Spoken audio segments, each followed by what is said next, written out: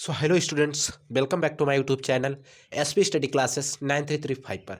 आज हम लोग क्लास 10th कक्षा 10 सामाजिक विज्ञान यानी सोशल साइंस, जो भूगोल सोशल साइंस में आपकी जो बुक है उसमें जो आपका भूगोल का पोर्शन है उसका चैप्टर नंबर 2 है वन एवं वन्य जीव संसाधन।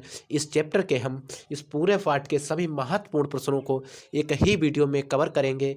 इसीलिए आपको इस सभी वीडियो बहुत ही महत्वपूर्ण प्रश्न है, इसीलिए आप इस वीडियो को पूरा बिना स्किप किए हुए देखिएगा और आपको कोई अन्य वीडियो देखने की ज़रूरत नहीं पड़ेगी, क्योंकि हमने पूरे चैप्टर के जो सबसे इम्पोर्टेंट क्वेश्चन है चैप्टर वाइज सभी पूरा सोशल साइंस का जो भी सब्जेक्ट का सिलेबस है वो हमने अपने यूट्यूब चैनल पर पढ़ा दिया है। आप वहां से जाकर देख सकते हैं, ठीक है। और आप अपनी बोर्ड की तैयारी 100% के साथ सोशल साइंस में हमारे साथ जुड़कर कर सकते हैं। इसीलिए अगर आप लोग हमारे चैनल पर नए आए हों तो प्लीज़ चैनल को सब्सक्राइब कर लें और बेल आइकन को प्रेस कर लें, ताकि आगे आने वाले हर वीडियो का नोटिफिकेशन हम आप तक पहुंचा सकें। आइए बिना लेट किए हुए वीडियो में आगे बढ़ते हैं और पहला क्वेश्चन देखते हैं। देखिए स्टूडेंट्स, आपके सामने पहला क्वेश्चन है और मोस्ट पॉपुलर क्वेश्चन है, एग्जाम के लिए सबसे प्रिय क्वेश्चन है एग्जामिनर की दृष्टि से। चिपको आंदोलन किससे संबंधित है?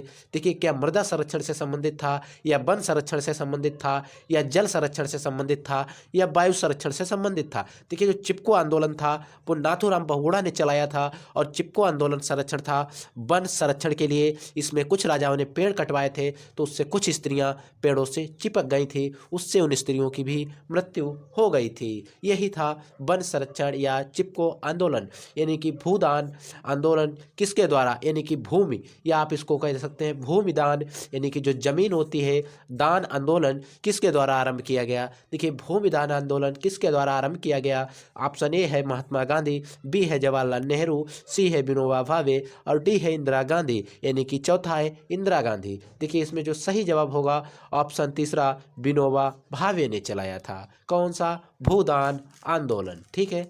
नेक्स्ट क्वेश्चन नंबर 3 है, क्या है? सरिस्का बाग रिजर्व किस राज्य में स्थित है? सरिस्का बाग रिजर्व ऑप्शन ए है उत्तर प्रदेश, बी है मध्य प्रदेश, सी है राजस्थान और डी है गुजरात। आप बताइएगा किस राज्य में स्थित है। देखिए, जो सरिस्का बाग रिजर्व है ये आपके राजस्थान में स्थित है। कहाँ स्थित है बच्चों? राजस्थान में स्थित है।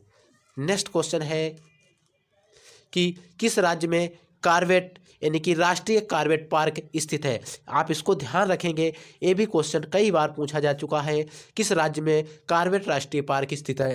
देखिए, असम में है, मध्य प्रदेश में है, राजस्थान में है या उत्तराखंड में? देखिए, कार्बेट जो राष्ट्रीय यानी कि कार्बेट जो राष्ट्रीय पार्क है वो हमारे उत्तराखंड में स्थित है, ठीक है। और ये क्वेश्चन अगर आपके पास आप अगर हमारे सारे वीडियो अगर 2 दिन में देख लेते हैं तो मैं गारंटी से कहता हूं कि आप 2 दिन में ही साइंस में, सोशल साइंस में 90% नंबर ला देंगे। आपने अगर टोटल वीडियो देख लिए तो पूरा सिलेबस हमने इसीलिए अपने चैनल पर पढ़ा रखा है, आप उन वीडियो को जाकर देख लीजिएगा, ठीक है।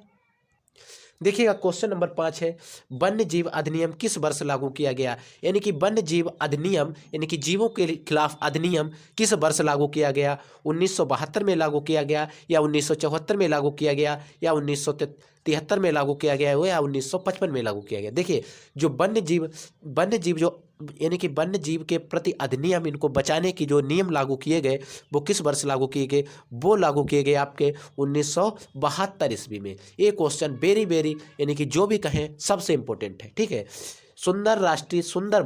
सुंदरवन राष्ट्रीय पार्क किस राज्य में स्थित है? असम में, उड़ीसा में, पश्चिम बंगाल में या मध्य प्रदेश में? देखिए, सुंदरवन राष्ट्रीय पार्क किस राज्य में स्थित है? देखिए, सुंदरवन जो राष्ट्रीय पार्क है वो आपके पश्चिम बंगाल में स्थित है बच्चों। किसमें? पश्चिम बंगाल में स्थित है।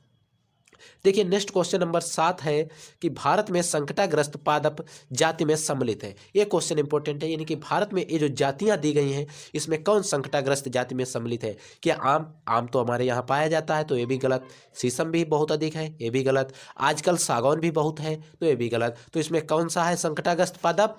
चंदन का पेड़ है, ठीक है। नेक्स्ट है, निम्नलिखित में से कौन सी लुप्त जाति है? ये जो 4 ऑप्शन दिए गए हैं इनमें से आपको छांटना है कौन सी लुप्त जाति है। एशियाई चीता, निकोबारी कबूतर, एशियाई हाथी या काला हिरण? देखिए, इसमें जो सही जवाब होगा एशियाई चीता होगा, ठीक है। नेक्स्ट है, ये इंपॉर्टेंट क्वेश्चन आप इस पे लगा लीजिए और मोस्ट इंपॉर्टेंट है, राजकीय स्तर पर वनों को कितने वर्गों में डिवाइड किया गया है, यानी कि जो राजकीय स्तर है उनमें जो वन होते हैं उनको कितने प्रकार में डिवाइड किया गया। तो उसमें जो वनों को डिवाइड किया गया वो 3 पार्ट में डिवाइड किया गया कि 3 टाइप के वन होते हैं। ठीक है, नेक्स्ट क्वेश्चन क्या है, भारतीय वन्य जीव अधिनियम के मुख्य प्रावधान क्या था। यानी कि भारतीय वन्य जीव अधिनियम तो लागू किया गया, और भारतीय वन्य जीव अधिनियम कब लागू किया आपको अभी हमने बताया 1972 ईस्वी में। किसमें? 1972 में। तो लागू तो किया गया, इसका मुख्य प्रावधान क्या था देखिएगा, भारतीय वन्य जीव अधिनियम का मुख्य प्रावधान क्या था, वन्य जीवों के आवासों का रक्षण, कम से कम वनों की कटाई की जाए और उनको अच्छी से अच्छी रक्षा दी जाए। नेक्स्ट क्वेश्चन है और मोस्ट इंपॉर्टेंट क्वेश्चन है, 5 मार्क्स में आपसे पूछा जाएगा। और ये नहीं, अगर आप लोग 12th बायोलॉजी का पेपर देने जाते हैं तो वहाँ पर भी ये आपसे क्वेश्चन पूछा जा सकता है कि उसमें भी एक चैप्टर है बायोडाइवर्सिटी यानी कि जैव विविधता में एक क्वेश्चन पॉपुलर है, तो आप यहाँ तैयार कर लीजिए, वहाँ आपके अपने आप तैयार हो जाएगा। ठीक है, जैव विविधता का अर्थ व मानव जीनोम के लिए यानी कि मानव जीवन के लिए, यानी कि जैव विविधता का अर्थ क्या है और मानव जीवन के लिए उसका उत्तर और महत्व बताइए, इसका क्या महत्व है, क्या इसका उत्तरदायी है, किसका, जैव विविधता का, बायोडाइवर्सिटी का। तो सबसे पहले आप एक हेडिंग डाल देंगे आंसर लिखकर, क्या डालेंगे, जैव विविधता का क्या अर्थ है। जैव विविधता क्या है, जीवों में पाई जाने वाली भिन्नता ही जैव विविधता कहलाती है। अगर हम इसको दूसरे शब्दों में कहें, देखिए जीवों में जो भिन्नता पाई जाती है, आप में, आपके भाई में, या आपके जैसे गांव में, और या बैलों में, या यानी कि जानवरों में जो विविधता पाई जाती है वही जैव विविधता है। ठीक है, अगर इसको हम दूसरे शब्दों में कहना चाहें तो क्या कहेंगे, आइए हम नेक्स्ट पेज से देखते हैं। देखिए आप इसको दूसरे शब्दों में जैव विविधता को और क्या कह सकते हैं, देखिए दूसरे शब्दों में कहें तो जैव विविधता वनस्पति एवं प्राणियों में पाए जाने वाले जातीय विभेद को प्रकट करती है। हमने आपको बताया कि आप और आपके भाई में जो भिन्नता है उसे भी जैव विविधता कह सकते हैं, या जो जानवरों में विविधता होती है, यानी कि देखिए वनस्पति एवं प्राणी, वनस्पति मतलब पेड़ पौधे, उनमें जो भी भिन्नता पाई जाती है वो भी एक जैव विविधता है। आप देखिए आम का पेड़ कैसा होता है, नीम का कैसा होता है, सागवान का कैसा होता है, चंदन का कैसा होता है, एक दूसरे से भिन्न ही तो है और वो भिन्नता ही जैव विविधता है।